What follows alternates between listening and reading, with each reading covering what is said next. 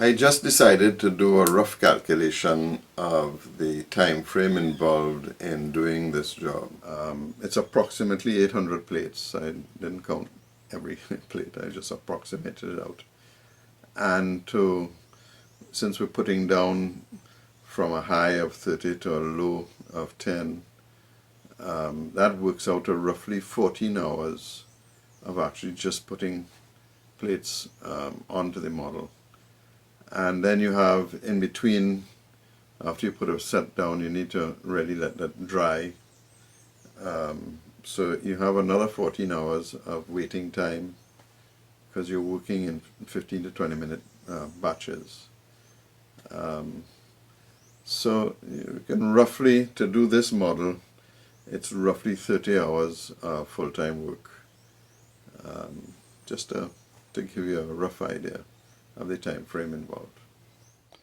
And just giving you a quick overview of the first run of plates. Each batch of glue that I've been able to mix, I'm getting approximately 30 plates down, and it takes between 10 and 15 minutes depending on the issues I have lining up the plates. It is better to have two lines, one for the center line and one for the next plate up. And the key is to line up both plates on the starboard side and on the port side so that the lines on the plates will be the same on both sides. Just to go through with you again how you mix the half-an-hour epoxy, is I put two lines on the glass and just make sure that they look exactly the same size or length, because it's a 50-50 mix, and then spend time mixing it properly, and you'll have between 5 to 10 minutes working time when you do this. Then you go back and start lining pieces up, and it's very critical at this point in time to make sure you have no high spots. As we found one here, and we're sanding it, do another trial fit, and then once we get it, we again fill it with epoxy and put it down. And the rest is just a repeat of the same thing we've had over and over again, putting down the thousands of plates. As you can see, we're progressing very nicely, and the experience of doing the first side is certainly paying off on this side. Perhaps the biggest lesson learned is that whenever you find an inequality in a tile, one tile a little higher than the other one, that you really need to sand the tile that you're putting down so you get a nice clean fit. And sometimes, because of the curvature of the hull, you may actually also need to sand or file the front edge of the tile so you get a nice neat fit. The edge at the back on the stern post is lining up nicely. I haven't reached the front yet, but it looks correct. So all in all, certainly the reality of it is not as bad as one is led to believe, and we'll just keep plugging away at it.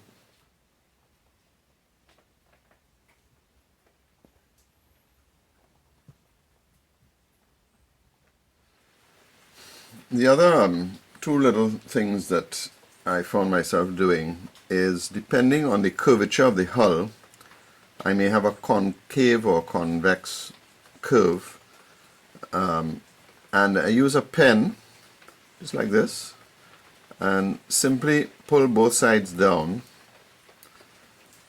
and I get a nice little curve.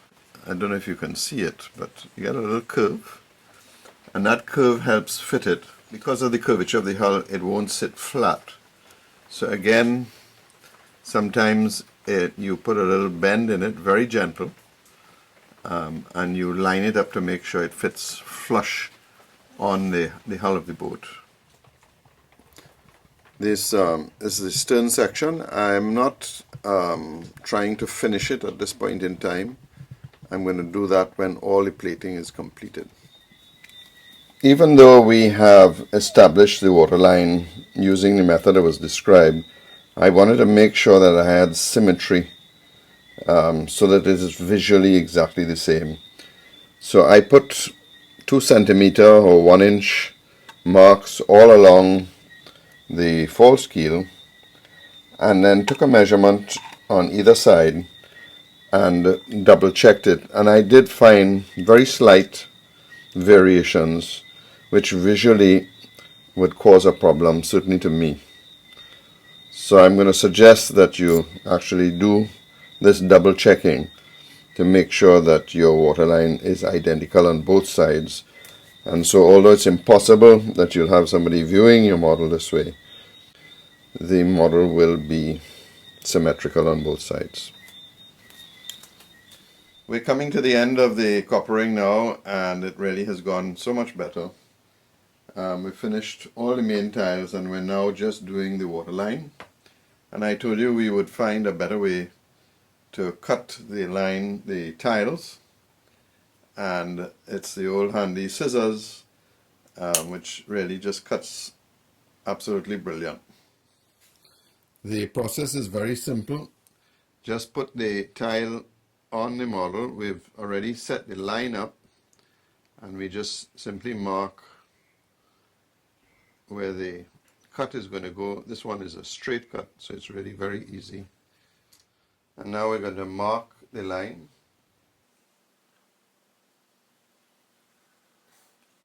And I just use this blade because it's just small and easy. And you're just scribing it, not very hard, just so that you can see it. Hoping you can see it there.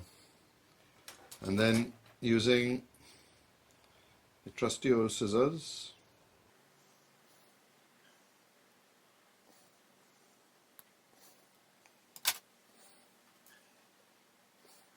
and we've got a nice neat cut. And I would suggest let's straighten it with a small pointy nose pliers.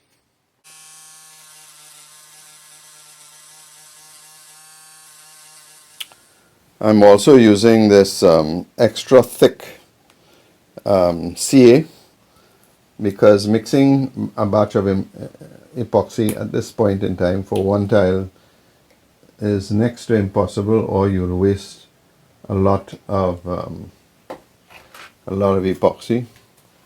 So it's really just better to use CA, and all you have to remember is to keep your hands out of the way.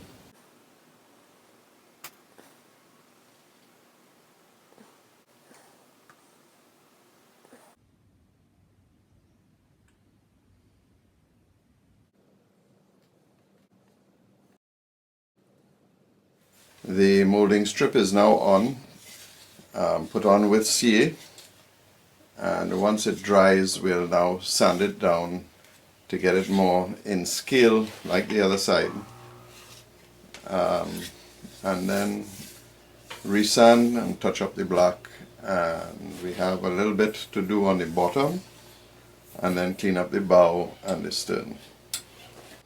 And you can see from the unpainted section how big and out of scale the batten is. But that won't last long. We simply take out our various sanders and start taking it down, being very careful not to take too much off. The pen sander I find is really very good for this. Although when you reach the stern you may have to change the bit to get into those very tight spaces. So just take your time, clean up, and now is a good time to do all the hull cleaning for the final painting. We've gone over the hull in fairly great detail, looking for all the imperfections, because now we're going to put the final black paint coat on the hull, and I really don't want to have to come back to this again. And because we had pre-painted the batten line, you get that nice clean transition between the batten and the plates themselves. The solution to make up the plates for the keel means that we need to make up a little jig, and this jig allows us to replicate a few hundred, I think it's about 150, maybe 120 plates, and I'll show you the jig in a minute. And then we simply cut it off, and we have an identical plate that will fit over the keel. This is the jig. It's simply a piece of scrap timber that we've taken a caliper and measured the thickness of the keel. So all we need to do is to take a plate, put it up against the jig, and bend it across. And then we have a pre-marked piece where we cut it just below those 2 points, which gives us an identical plate. And then we put a long nose pliers and sharpen the cut, and that will allow us to fit a plate right over the keel, and it'll be the same thing every time. And so we start doing again small batches.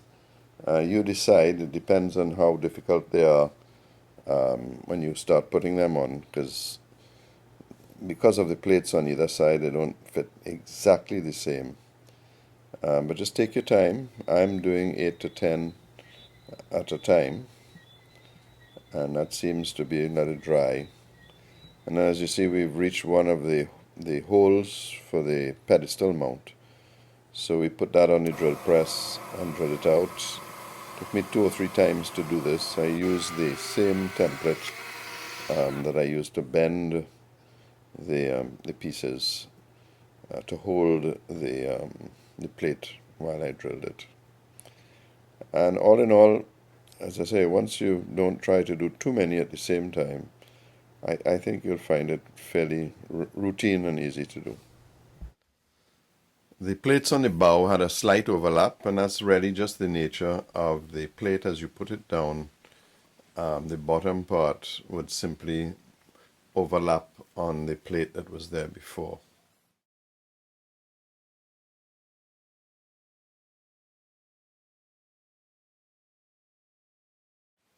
Well, she's finally all done. It